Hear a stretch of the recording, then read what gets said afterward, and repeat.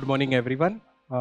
Welcome to the another session of Weekly Roundup. In Weekly Roundup, we cover the most important news of the last week, and along with the main news, we also discuss the PYQs from the prelims as well as from the mains examination. My name is Anuj, and I will be taking today's session.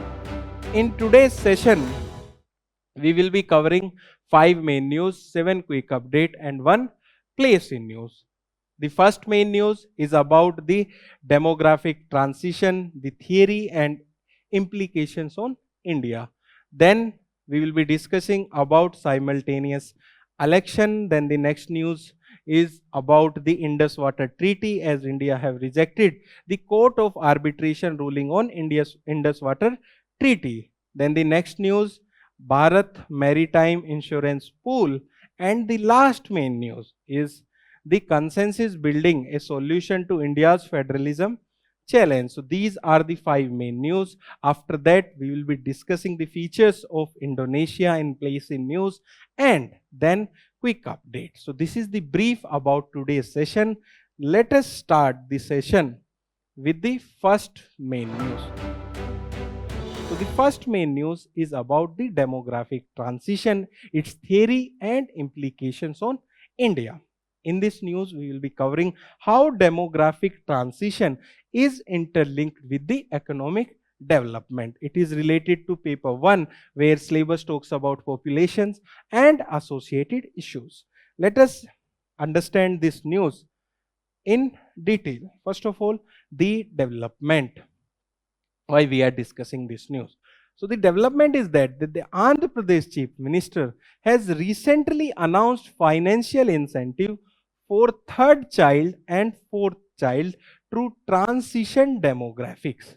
So he has announced rupees 30,000 for the third child and 40,000 for the fourth child. Why he has made this announcement, that we will be understanding in this news. First of all, let us understand about the replacement fertility rate. So fertility rate is the number of children produced by a woman in her age, that is fertility rate, and replacement fertility rate is 2.1. That means if a woman or a couple is having 2.1 children, then the population will be stable. And if the fertility rate is below 2.1, that means population is going towards the decline, and if it is more than 2.1, then the population is growing. Now coming to the concerns of the southern states. So southern states, which include Tamil Nadu, Andhra Pradesh, Telangana, Karnataka and Kerala. In these states, the fertility rate is much below the replacement fertility rate, where the states such as Tamil Nadu have only fertility rate of 1.4, and the states such as Andhra Pradesh is having 1.4, Kerala 1.8, Karnataka around 1.7, and Telangana is around 1.6 and 1.7 only. So these states are moving towards the population decline. While announcing this announcement, the Chief Minister of Andhra Pradesh also talked about Japan and South Korea. That when it comes to the population growth, we should not become like Japan and South Korea. So we will be discussing why he has particularly talked about Japan and South Korea population growth. So this is the basic scenario in this news. Let us discuss the next aspect in this news. So next is about the demographic transition theory. Here we will be understanding what is this theory and how it is related to economic development. First of all, it described the transition from a stage of high fertility and high mortality to a stage of low fertility and low mortality. It was first coined by Warren S. Thompson and later by Frank W. Nostein. So it explains how a country's population structure transforms as it develops economically. First of all, let us understand about stage 1. Most of the humankind history is related to the stage 1, where the birth rate is high as well as the death rate is high. So suppose the number of birth which are there are high and also the mortality rate is high, then the total population will be almost the same, but the population will be low. And when we draw its pyramid, the base will be high. The children's, as the birth rate is high, the base will be high and the pyramid will be sharply coming towards at the top. So this will be the pyramid for the first stage. Then coming to the second stage, that is early expanding. So here the birth rate remain high but death rate decline rapidly. And why the death rate decline rapidly? Because there is improvement in the healthcare facilities such as better vaccination, better sanitation and better medical procedures. So here that's why the death rate will decline rapidly, but there will be a concerns in the mind of the parents. They will produce more children. That's why the birth rate will remain high and it will lead to high population growth. Then stage 3, here the birth rate also decline, and one of the major factor here is the empowerment of the women. They are allowed to take their own decision because of their involvement in the financial activities. That is a major aspect in the stage 3. Also here, the children's become from the economical helper to economic responsibility.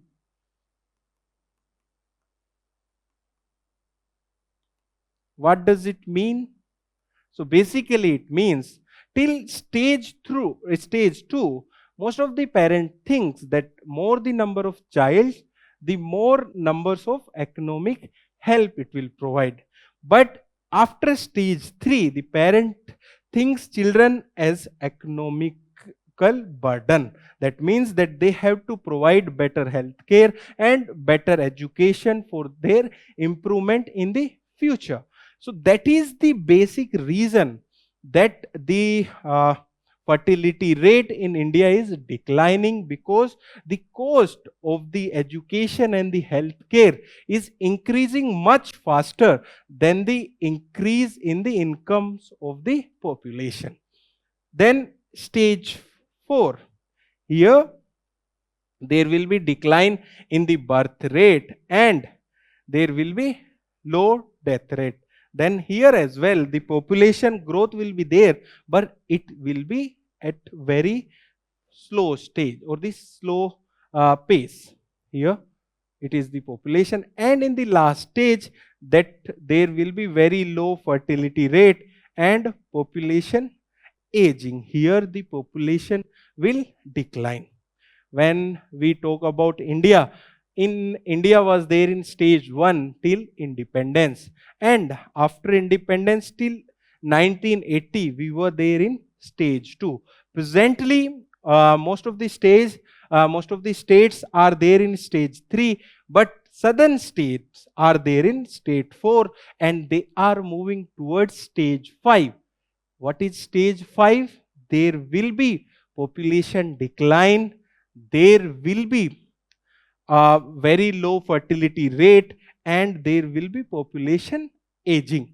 And it has been noticed then countries like South Korea, Japan and Germany are there in the stage 5. That's why the Chief Minister of Andhra Pradesh, when he declared this announcement, he has talked about Japan and South Korea. So these are the stages of the demographic transition. Now let us move forward and understand about the implication of demographic transition on India. First of all, there will be interstate divergence, as we have learned that the northern state, we are still having high fertility rate when they are compared to the southern state. So northern states will have a high share of young population and have a higher window of opportunity. That means that this demographic dividend can be used for better economic growth. Then changing dependency ratio. In the later stage, the population is higher in the upper scenario, that means in the old age. If we talk about the fourth stage, the pyramid of population will look like a box. And if we talk about the fifth stage, the pyramid will be inverted. That means the more old people are dependent on the less working population.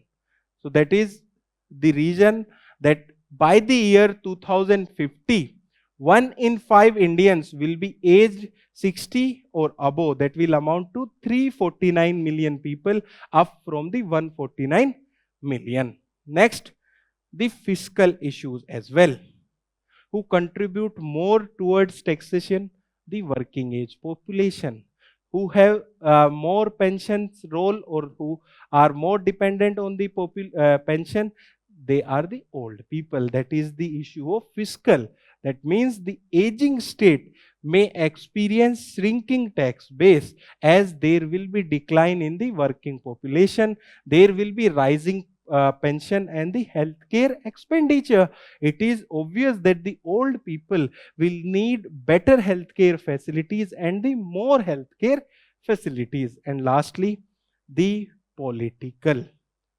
Recently, there was a debate and there was a bill regarding the delimitation. And one day or other, delimitation will take place. And the state which have lower population will have lower say in the Lok Sabha. That means the delimitation and political representation will, higher population state will gain greater parliamentary representation. That is also one of the major concern for the southern state. So this was all in this news. Now let us discuss PYQs, one from the prelims and one from the mains examination. So first PYQ is from the year 2012 prelims examination, and please listen to the question carefully, because we have discussed the answer for this question and you have to answer the question in the comment section. So the question is, consider the following specific stages of demographic transition associated with economic development. 1. Low birth rate and low death rate. 2. High birth rate with high death rate. 3. High birth rate with low death rate. So this is the question, and you have to select the correct order of the above stages using the code given below. A, B, C or D. That A is 1, 2, 3, B is 2, 1, 3, C is 2, 3, 1 and D is 3, 2, 1. So please write down the answer of this question in the comment section. Then the mains question from the year 2024. Question is, what is the concept of demographic winter? Is the world moving towards such a situation? Elaborate. So here in the introduction you have to explain the demographic winter. That means declining of the world population. And in the body you have to argue that is world moving toward that or is world not moving towards that. And at last you have to conclude accordingly depending on your answer in the body. So this was all from the first news. Now let us move to the second main news for today. Second main news is regarding the one nation, one election. So this is the context. It is related to paper 2, where syllabus talks about parliament and state legislature structure, also related to the election reform. So let us deep dive into this news. So here the development is that the joint parliamentary committee on one nation one election bill held that simultaneous poll could save nearly 7 lakh crore and boost the GDP growth by 1.6%. Okay. So here they are talking about the simultaneous election for the Lok Sabha as well as for the state assemblies. In India, till the year 1967, the election used to take place simultaneously for the states as well as for the Lok Sabha. But there were instances when this cycle was disrupted, and now we can observe that in a year there will be many elections, and if we include the local election as well, we can observe that there are continuous elections happening at one place or the another in India. So what was those incidents that disrupted the cycle? So the major incidents was 1959 dissolution or the disruption of the Kerala state government, communist government. Then in 1968, there was disruption of the Haryana State Assembly because of rampant disqualification, not disqualification basically, defection to the other party. Then in the year 1971, the Lok Sabha was dissolved early before completing its 5 years. So these disruptions created a scenario where the elections are taking place at one place or another in our country. So here there was a bill to have elections simultaneously at the state as well as at the center, and that bill was sent to a joint parliamentary committee, and now joint parliamentary committee have observed that the simultaneous poll could save nearly 7 lakh crore and boost GDP growth by up to 1.6%. So this is the development of this news, and GPC is scrutinizing two proposed legislation related to the simultaneous elections, and these are the Constitution 129 Amendment Bill 2024 and the Union Territory Law Amendment Bill 2024. Basically, they provide a scenario or conditions for simultaneous elections in India. Let us understand about one nation, one election. So basically it refers to the idea of conducting simultaneous election for all tiers of the government, and it includes the central government, state government as well as the local government. And what are the significance of conducting simultaneous polls? First of all, the financial saving and growth.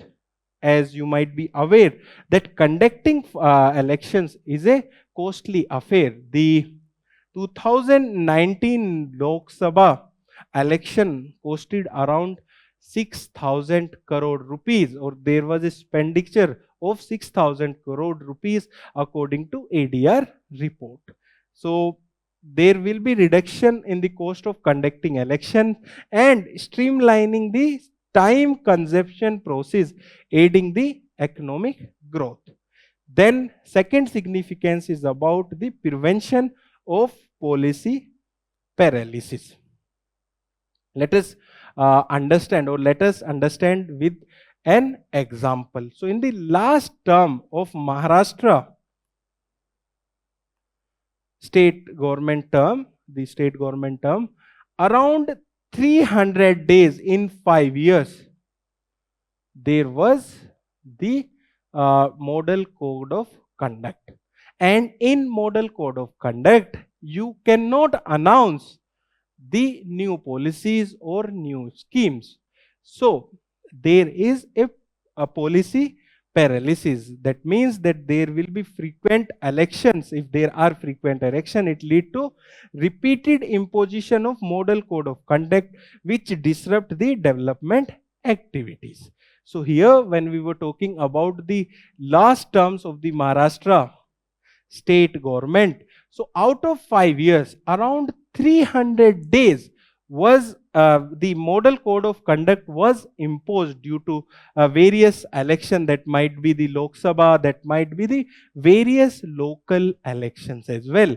So at that time there can be no announcement or about the new policies which can be related to development. So simultaneous election will promote long-term development and welfare policies. Then the resource preservation and sustained governance.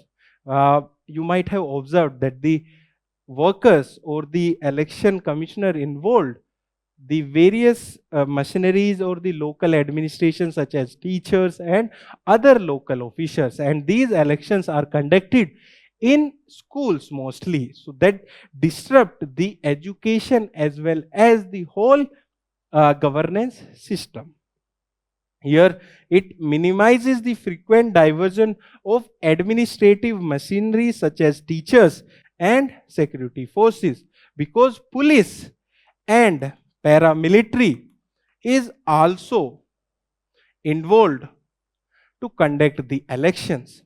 That's why there is disruption in the governance, and simultaneous election will promote the sustained governance. So these are the significance of the simultaneous election. Now let us move forward and understand about the expert institution which have recommended for simultaneous election. So it was recommended by the Law Commission of India in 170th report of 1999, and it was again recommended by Law Commission of India in its 255th report of 2015 and draft report of 2018.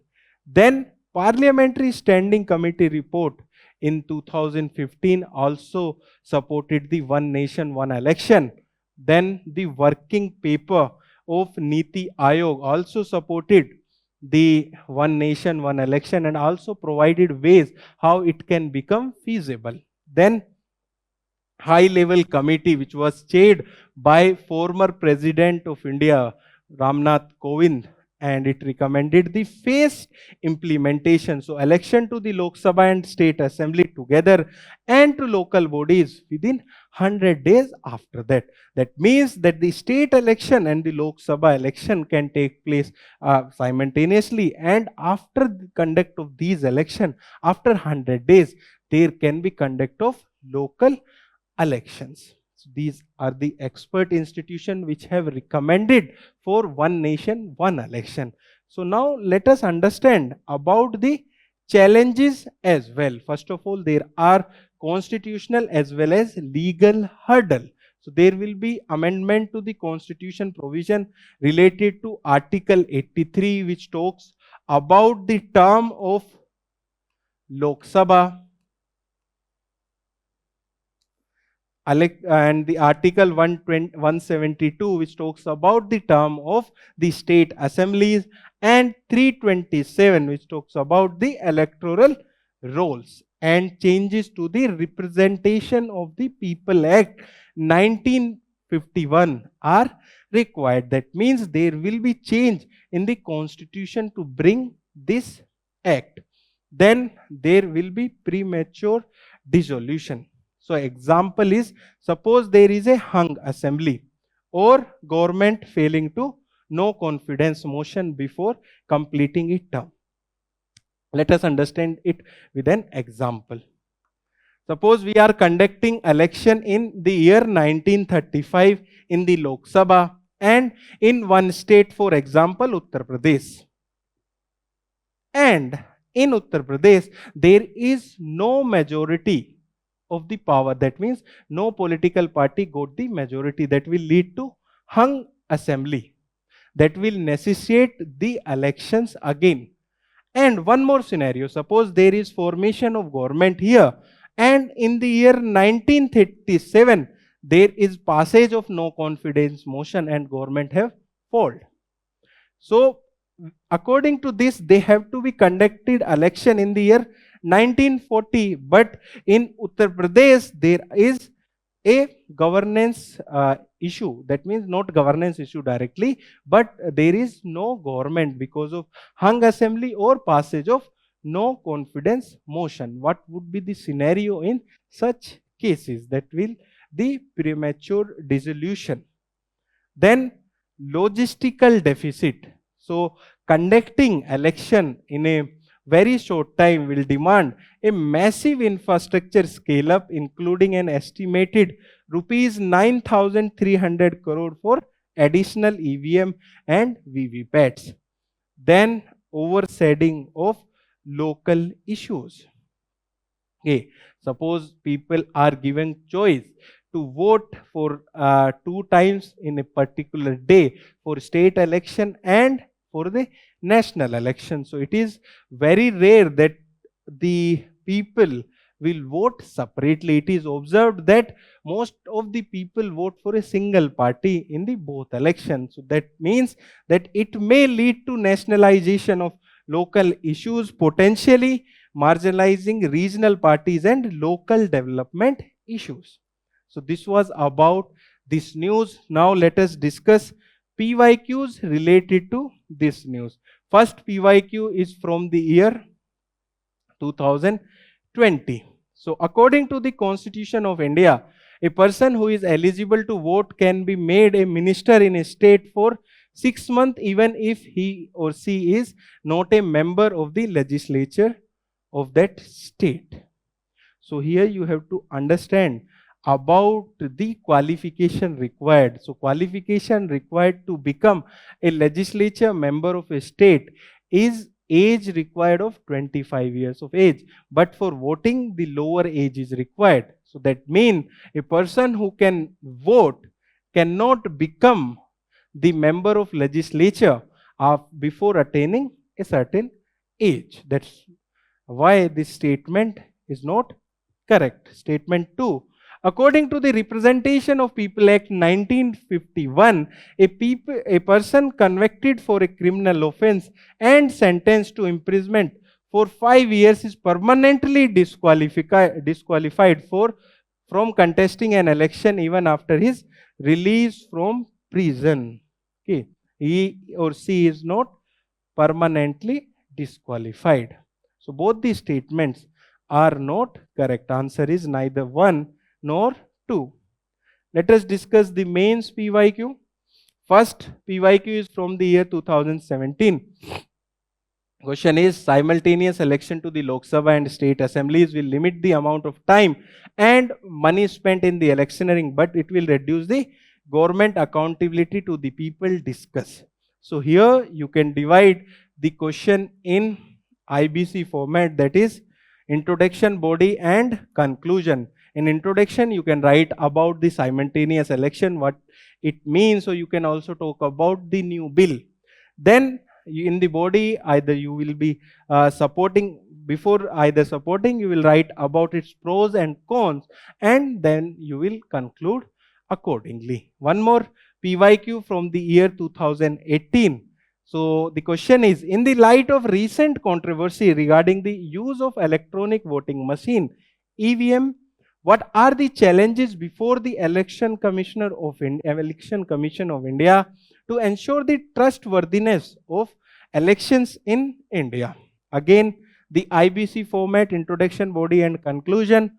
Here you have to write about trustworthiness of elections, election in India regard to the EVMs. So here you can write about EVM in the introduction, or you can start the answer while writing about the article related to the Election Commission of India. Then you can write about the challenges and what can Election Commission of India do to gain the trustworthiness in the election, or to prove the trustworthiness in the free and fair election, and then you can conclude accordingly. So this was all in the second main news.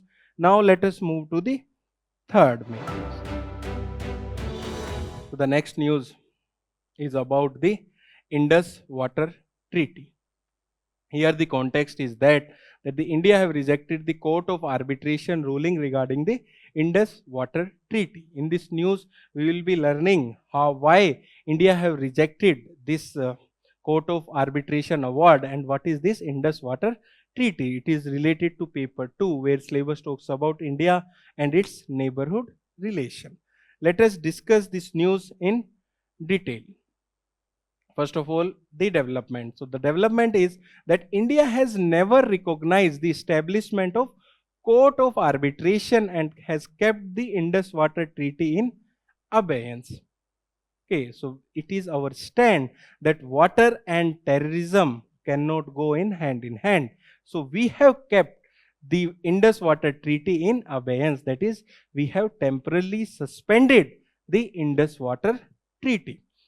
Then there is other concern of the Pakistan as well, that is related to the Kishan Ganga and Ratle hydroelectric project.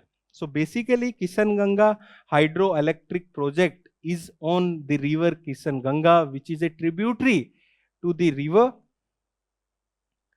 Jhelum, and Ratle hydro project which is on the Ratle river and that is a tributary of Chenab. So there is concern in the Pakistan related to these projects as well, and India have refused to participate, arguing that the dispute fall within the remit of neutral expert appointed by the World Bank.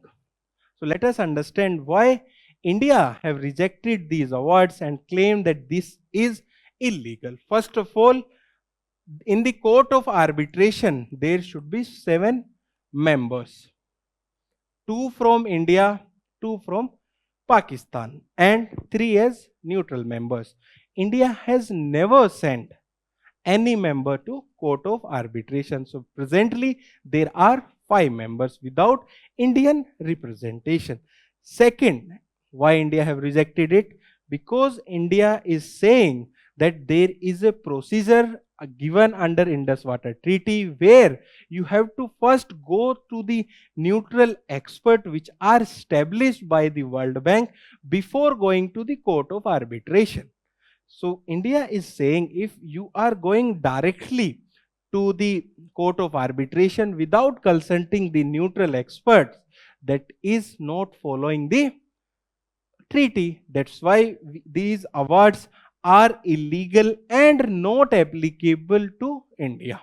That is the Indian stand. Now let us discuss about the Indus Water Treaty. So first of all, it was signed in the year 1960 between India and Pakistan, and World Bank act as a facilitator, and it was also signatory along with India and Pakistan to determine the distribution of the water of the Indus and its tributaries. So basically it talks about 6 tributaries of the Indus River, and the treaty extend to the main rivers of the Indus basin that include Satluj, Bias and Ravi that are considered eastern rivers, and Jhelum, Chenab and Indus that are considered as western river.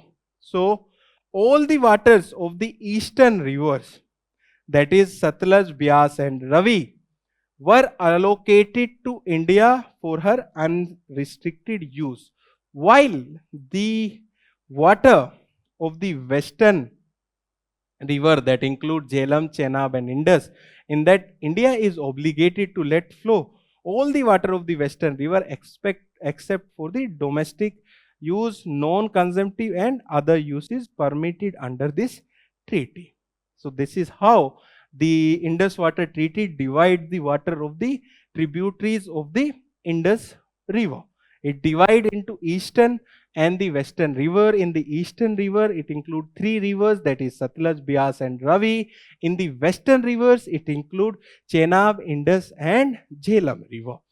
India can use the total water of the eastern rivers, and it is obligated to let flow all the water of the western rivers except for the domestic, non-consumptive and other uses that are permitted under this treaty. Okay.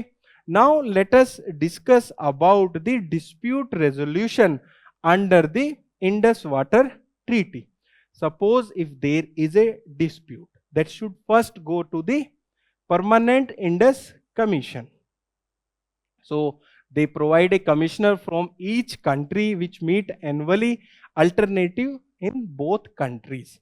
And if that dispute is not resolved here, that will become difference and that will go to the neutral expert which are appointed by the World Bank and involve a rendering and binding decision. Here most of the technical decisions are taken place. Then if there is a question regarding the larger aspect of the IWT, that is Indus Water Treaty, then it will go to the Court of Arbitration, and here also there will be agreement between the parties. Here the parties are India, Pakistan as well as the World Bank at the request of the either party. So first of all, we does not have agreement and we are not sending our members to Court of Arbitration. Second issue that we have already discussed while we were discussing the development, that this second step, which is the consultation with the neutral expert, is have not taken place. So this was all in this news. Now let us discuss the PYQs related to this news. So the first PYQ from the prelims examination of 2021. Question is, with reference to the Indus River system, of the following four rivers, three of them pour into one of them which join the Indus directly. Among the following, which one of such a river that join the Indus direct? So options given are Chenab, Jhelum, Ravi and Satluj. So if you see the Indian map, and on the western side there will be the flow of these rivers and Satluj will meet the Indus. Okay, first of all there will be Chenab and Jhelum will be coming together, and that along with that it will be considered as the Chenab. Then Ravi will also meet and it will known as the Chenab only, and that Chenab will meet the Satluj, and after that it will known as Satluj only, and Satluj will meet the Indus river. Answer is Satluj. One more PYQ from the year 2019.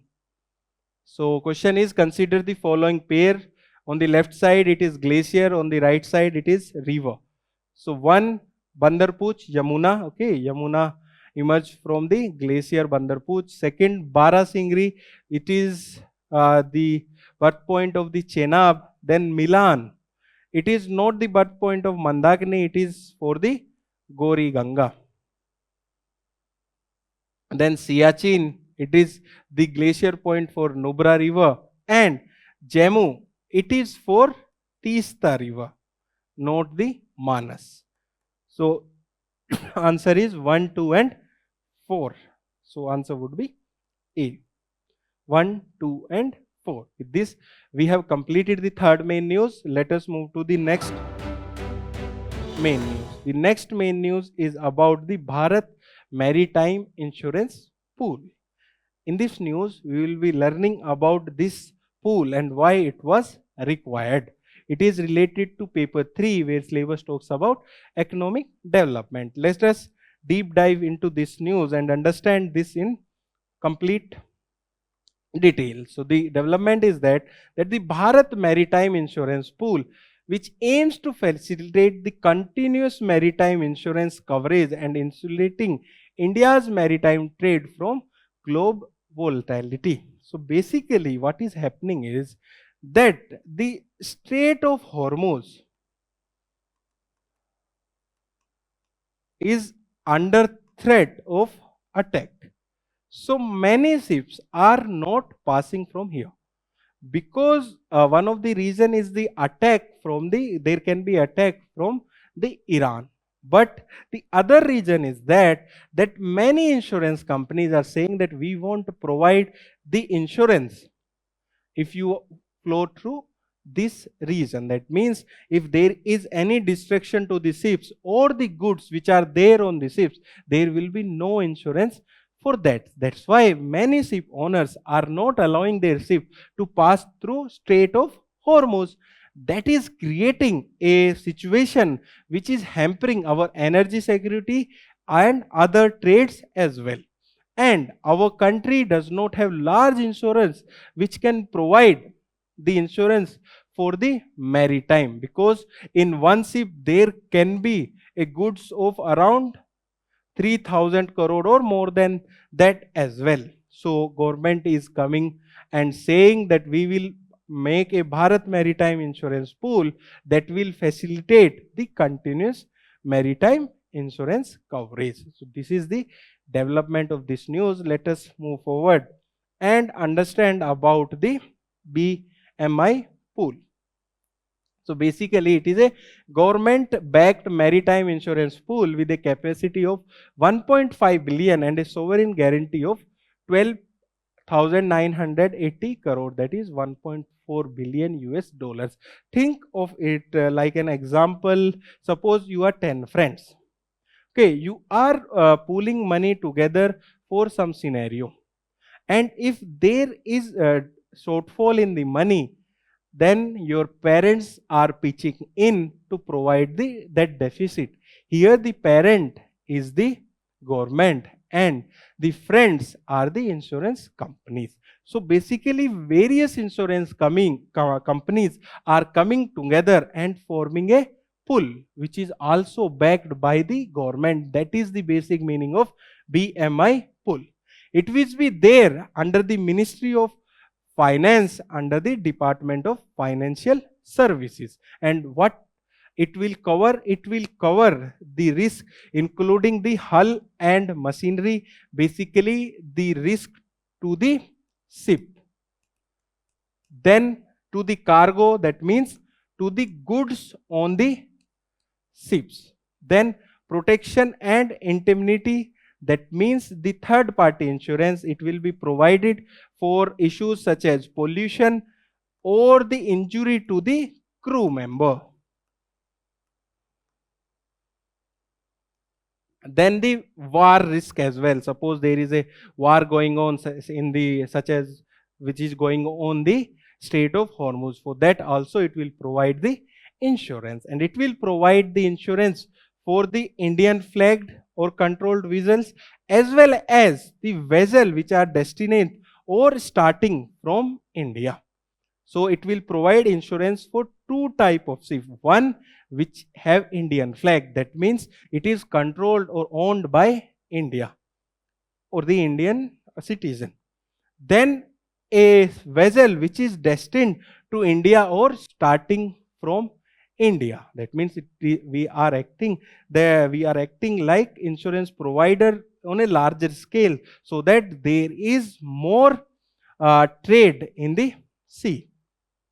Then about its governance. So pool administration will be the General Insurance Corporation of India, which is a government company, and a governing body and a underwriting committee to oversee the pool function and risk management respectively. Basically underwriting committee looks after the risk for an insurance product and what type of insurance premium can be taken place. So if the risk is below the 100 million rupees in dollars, it is below the 100 million dollars, it will be taken care by the insurance companies. And if the risk is higher than the 100 million US dollar, then government will come in.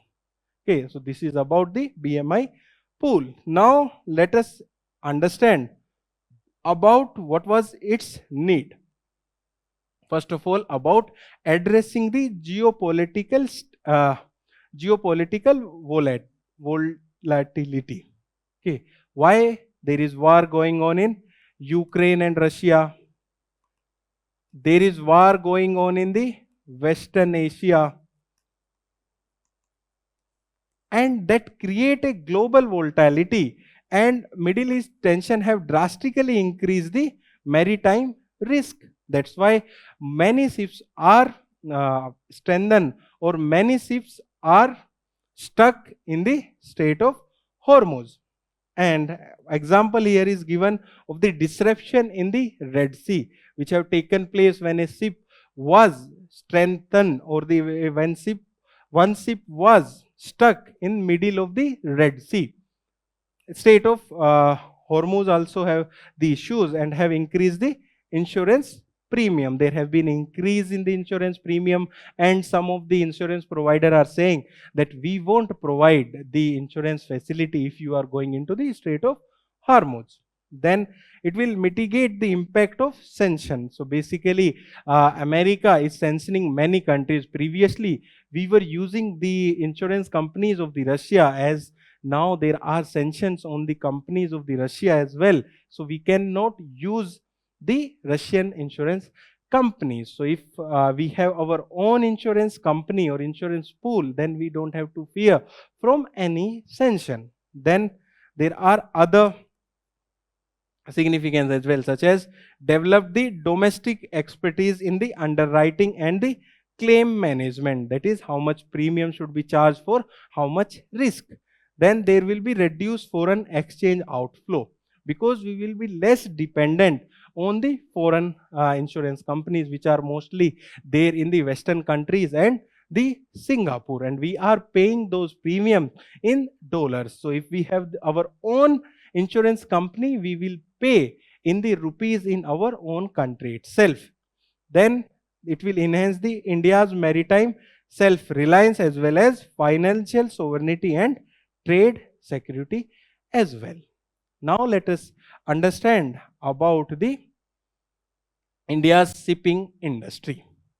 So nearly 95% of India's trade by volume and 70% by value is through the sea routes. So most of the product you are using, either it is LPG, either or it is CNG or the crude oil, petroleum which you are using, are transported through the seas. Then cargo handling. In the year 2024-25, major ports have handled around 855 million tons of cargo. Please write down in the comment section that how many major ports are there in India. Please write down in the comment section. Okay, how many major ports are there in India, and why there is a debate that there are 12 or 13 major ports in India. Please write down that in the comment section.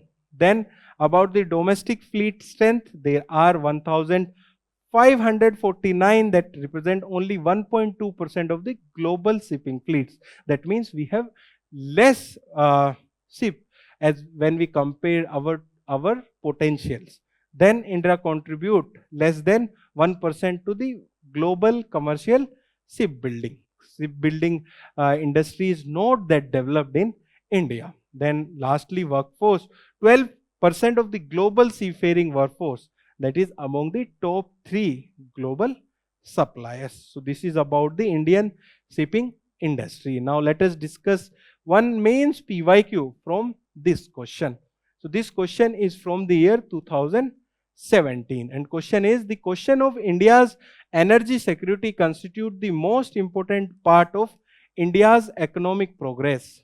Analyze India energy policy cooperation with West Asian countries. So here the question is asking about the India's energy security and why it is important for India's economic progress, and what step India have taken place to form the energy cooperation or the policy cooperation with the West Asian countries. That is the demand of this question.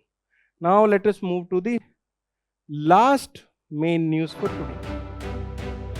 And the last main news is about the consensus building a solution to India's federalism challenges. Here we will be discussing about federalism in India and its challenges and steps taken to improve the federalism in India. It is related to paper 2, where syllabus talks about issues and challenging pertaining to the federal structure.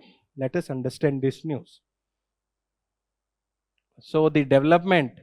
So development is not that important. Here we will be understanding in detail about the federalism, not about this development. So the development is that a book which is known as a Sixth of Humanity, Independent India's Development Odyssey by former Chief Economic Advisor Arvind Subramaniam and Deves Kapoor have highlighted growing concerns over India's federalism and consensus building as a solution. So they are in this book, they have written about the concerns related to India's federalism, and they are saying that consensus building is a solution. Let us first understand what is the meaning of federalism. So basically, federalism means that there are government at various level and they are working together with independent powers for the betterment of a country. That is the basic definition of the federalism. It includes the state government, central government as well as the local government. Okay, in Indian Constitution, the word federalism or federation is not there. Instead, in Constitution, it is there as union of state, not as federation of state, because we have come together and we do not want to give an expression that it will lead to the distribution of India, or there can be a demand for separation of from India. That is not possible, and that's why we have used the term union of state. Okay, there are other countries as well which have come together to form a federation. Okay, India is not in that countries. These countries include USA, Switzerland, Australia and other countries. In these countries, various states have come together to form an country. But in India, the various states have not come together, but the power was divided with the various states according to various factors. And other countries which have also adopted such methods is Spain, other countries is India.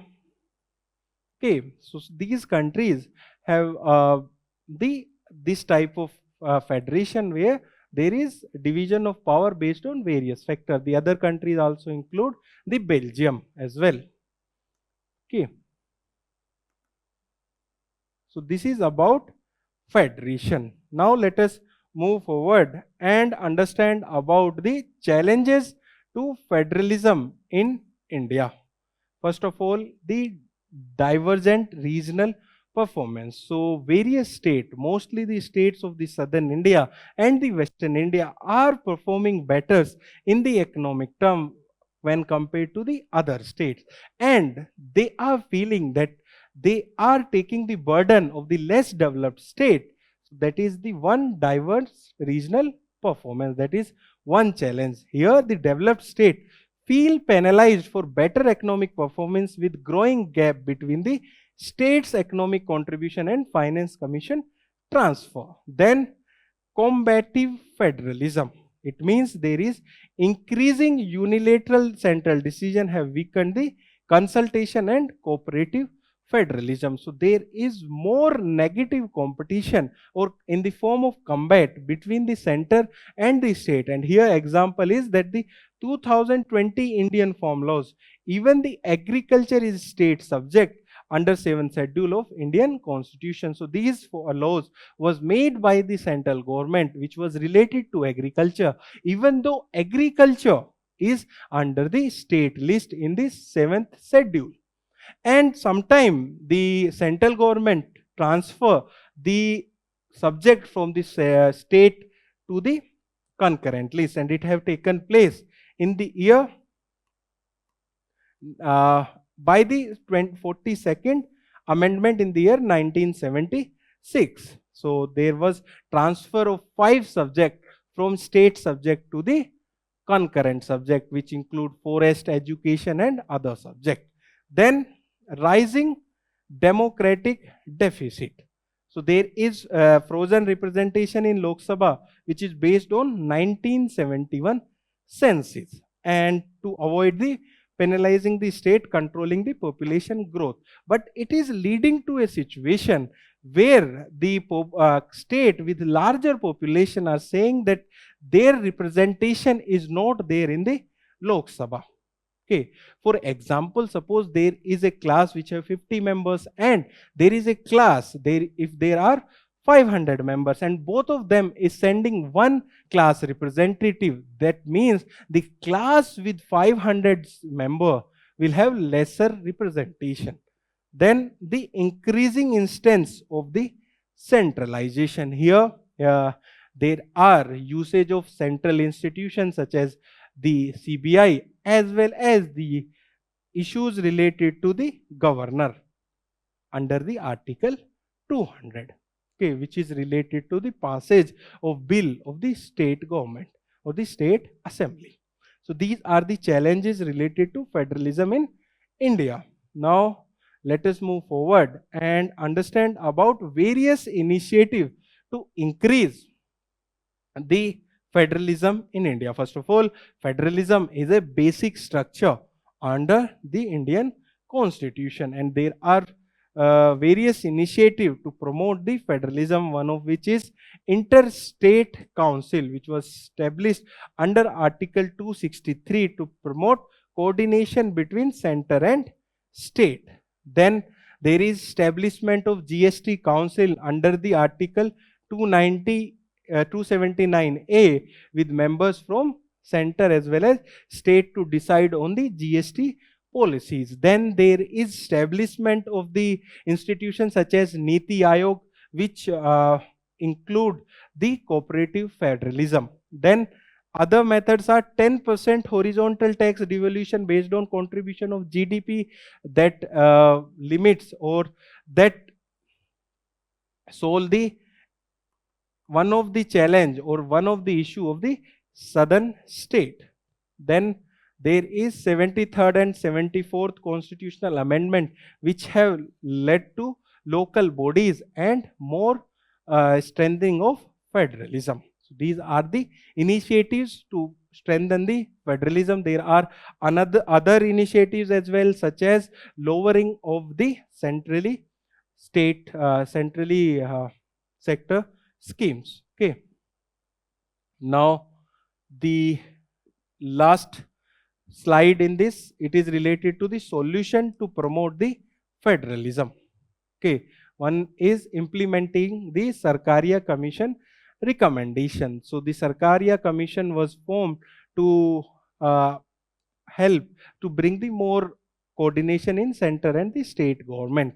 So they have said that there should be shift of all residuary power except the taxation to the concurrent list. Presently, they are there under the central government. Then promoting the equitable development. It was recommended by the Panchi Commission in the year 2007.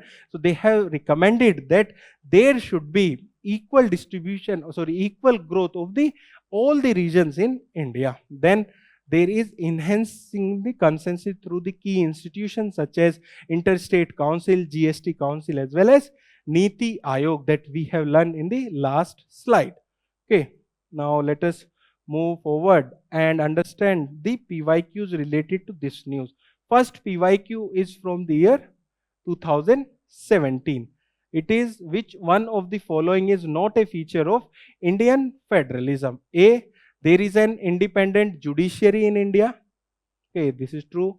It is a feature of Indian federalism. B, power have been clearly divided between center and state. Okay, this is also true. The power in India is clearly divided between center and the state. Then C, that the federating units have been given a unequal representation in the Rajya Sabha. Okay, so there is unequal representation in the Rajya Sabha. That is also one of the feature of Indian federalism. Then D, it is the result of agreement among the federating unit. Okay, this is not an feature of Indian federalism. So answer is D. Okay. Let us discuss the mains PYQ as well from the year 2023 and 2020. So first one is explain the significance of 101 Constitutional Amendment Act. To what extent does it reflect the accommodative spirit of federalism? So you should know about this Constitutional Amendment Act to answer this question. So basically it is related to GST, and they are asking to what extent does it reflect the accommodative spirit of federalism. That is the demand of this question. One more PYQ from the mains examination of 2020. Question is, how far do you think cooperation, competition and confrontation have shaped the nature of federation in India? Cite some recent example to validate your answer. You have to write about cooperation, where you can write about Niti Aayog, GST Council. Then you can write about competition. Okay, you can write about various indexes where there is a ranking based on various performance. Then you can also write about the confrontation, such as three language formula, or the other issues such as the governor issue that is leading to confrontation. Then you can write how it is shaping the Indian Federation.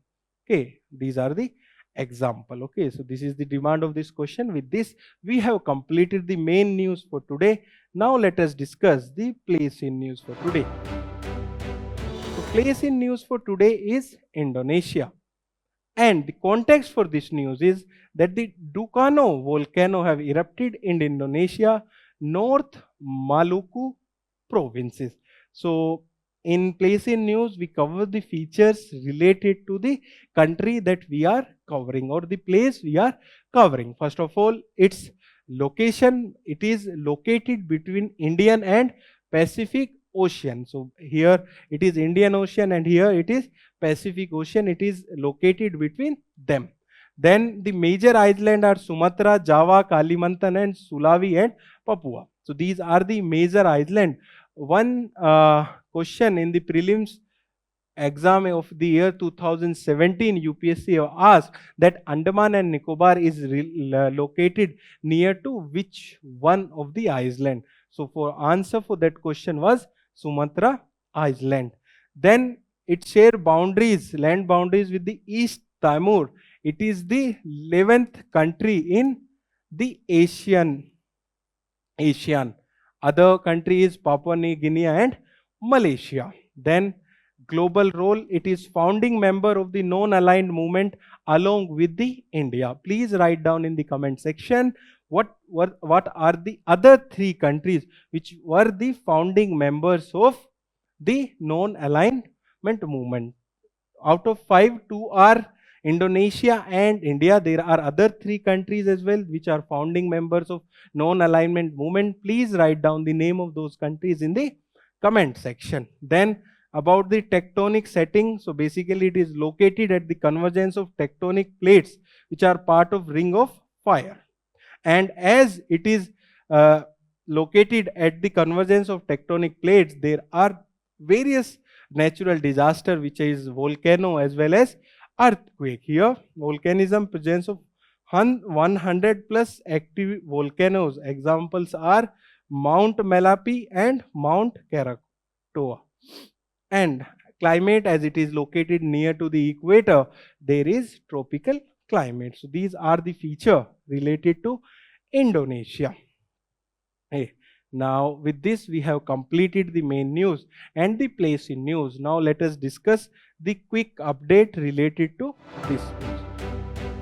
So the first quick update is related to living wages, and the context here is that in the context of worker protest in Noida, Supreme Court have highlighted the state's obligation to provide a living wage to the workers in accordance with the Constitution's directive principle of state policy. So which article talks about the living wage? The Article 43 under the DPSPs talks about the living wage. And what is the meaning of living wage? Basically, a living wage or living income is the remuneration received for a standard work week that is sufficient to afford a decent standard of living for a worker and for his or her family. And if we look at the various wages, there is floor wage, then minimum wage, and then there is the living wage. Okay, so floor wage is the basic floor which is decided by the central government, below which any wage cannot be fixed. Above the floor wage, there is minimum wage. It can be equal to floor wage, or mostly it is more than floor wage, that is minimum wage. Then there is living wage, which is higher than the minimum wage as well. So often the living wage is higher than the minimum wage that we have discussed. And minimum wage are the lowest legally mandated remuneration that employer must pay to their workers. So this is about the living wage, and Article 43 talks about living wage. The second quick update is about Indian soft shell turtle, and the context here is that the India's first satellite tagged Indian soft shell turtle have been released in Kaziranga National Park, which is there in Assam. So before understanding this news, let us understand a difference between turtle and tortoise. So basically, turtles are the species which lives in the water, and they come to the land to lay eggs, whereas the tortoise mostly lives on the land itself. And tortoise are herbivores, whereas turtle are omnivores. Okay, and tortoise have the hand and the feet of the tortoise are much stronger, as they have to lift the weight of that tortoise, whereas turtles, because they swim, the length of the hand and the feet of the turtle is little bit high when compared to the tortoise. Most of us think that turtle and tortoise are same, but they are different. Okay, now let us come back to the India's soft shell turtle. So they are also known as Ganga soft shell turtle, and they are found in freshwater habitat and distinguished by its prominent tube-like snout and flattened shell. So the shell which is there on them is flattened. And their distribution and range, they are found throughout the northern plains of the Indian subcontinent, and they are found in the rivers such as Ganga, Yamuna and Mahanadi. And it is also found in countries like Bangladesh, Nepal and Pakistan. When we talk about its conservation status, under the Wildlife Protection Act, they are under Schedule 1, and in CITES they are under Appendix 1, and their IUCN status is endangered. Now let us move to the next quick update. The next quick update is about the jaggery, जिसको good भी बोलते हैं बहुत से लोग. So the third quick update is about jaggery, and the context here is that the India account for over 70% of global jaggery production. This makes the world largest jaggery producer. That means the India is the world largest jaggery producer. In this news, we will be covering about jaggery. It is recognized as superfood, a natural nutrient-rich alternative to refined sugar. So it have its benefit, but some people are using it in overusage, and anything which is used in overdosage is harmful. So it is beneficial, but it should not be used in unlimited manner. Okay, so most of the people think that we are not eating sugar, but we are having jaggery, and as jaggery have benefits, so we can take it unlimitedly. That is a misconception. So jaggery is produced from concentrated sugarcane juice without the chemical refining, and therefore it retains the essential minerals and micronutrition. And what essential minerals and micronutrition, such as calcium, magnesium, potassium, phosphorus, sodium, iron, zinc, copper and manganese, and there are benefit associated with it as well, such as sustained energy, aids in treating the anemia, strengthen the immunity of the humans, treats throat and lung infection, as well as supports the digestion. Okay, you might have seen in various household, it is a habit to eat jaggery after having food. Okay, now let us move to the next news. The next news is related to the Ebola virus. So basically, the context here is that the World Health Organization has declared Ebola outbreak in Congo and Uganda a public health emergency of international concern. Okay, and in this news, we will be learning about Ebola virus. First of all, it is a zoonotic virus. What does it mean? That it transfer from wild animals to human, and it transfer mostly from the fruit bats. Okay, if some people are eating them without cooking in a proper manner, then that can transfer to the humans. Okay, they are transferred from the bats to the human. Bats are the only mammals that can fly in true sense.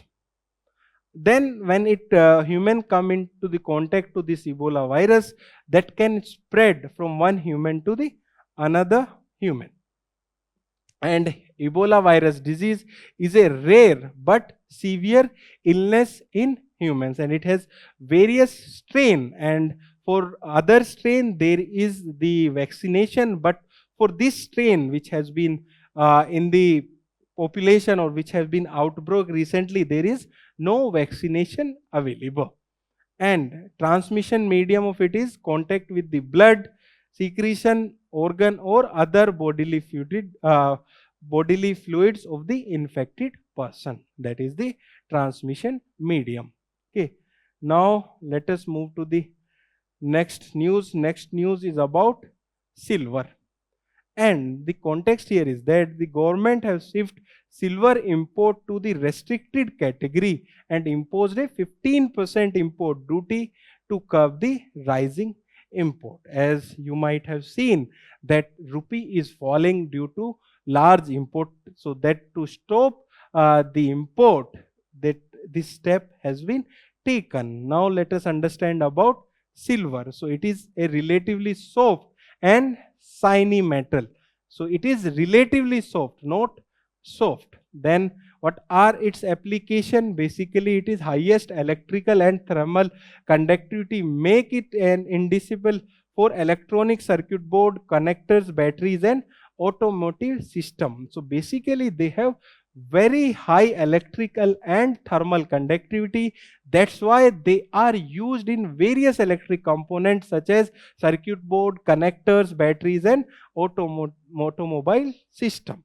Then there is one more characteristics of silver, that is its antibacterial properties that are used in wound dressing, medical devices, coating, catheters, surgical instrument, water purification system, and pharmaceutical compounds. And here you have to observe that silver have antibacterial properties as well. And the largest producer of the silver is Mexico in the world, and its second largest producer is China. When we talk about India, the largest producing state for silver is Rajasthan. Now let us move to the next quick update. The next quick update is about Venus orbiter mission. And the context is that the Sweden have joined India's Sukrayan Venus orbiter mission.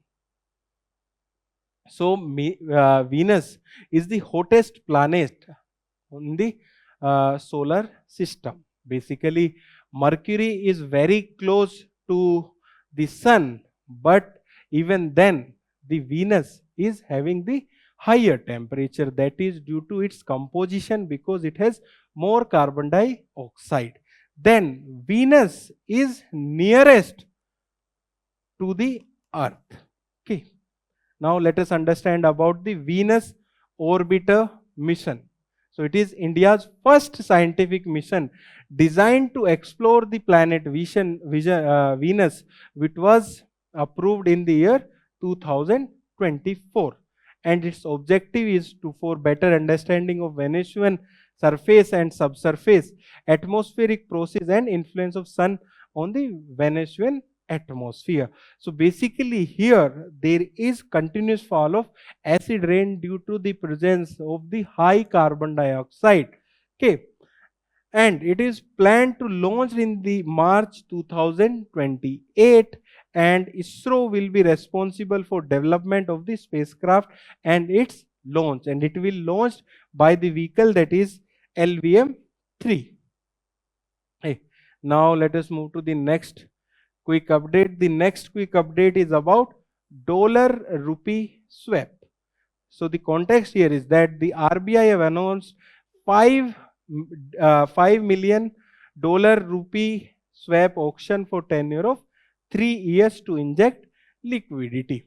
So basically what RBI is doing, that RBI is buying the dollars from the bank and giving them the Indian rupee of 5 billion US dollars that will inject rupee into the banking system, which will increase their liquidity. That is the basic news. Let us understand about dollar rupee swap. So 4S liquidity management tool in which the Reserve Bank of India exchange US dollars and Indian rupee with an agreement to reverse the transaction at a future date. That means that after 3 years, this transaction will reversed.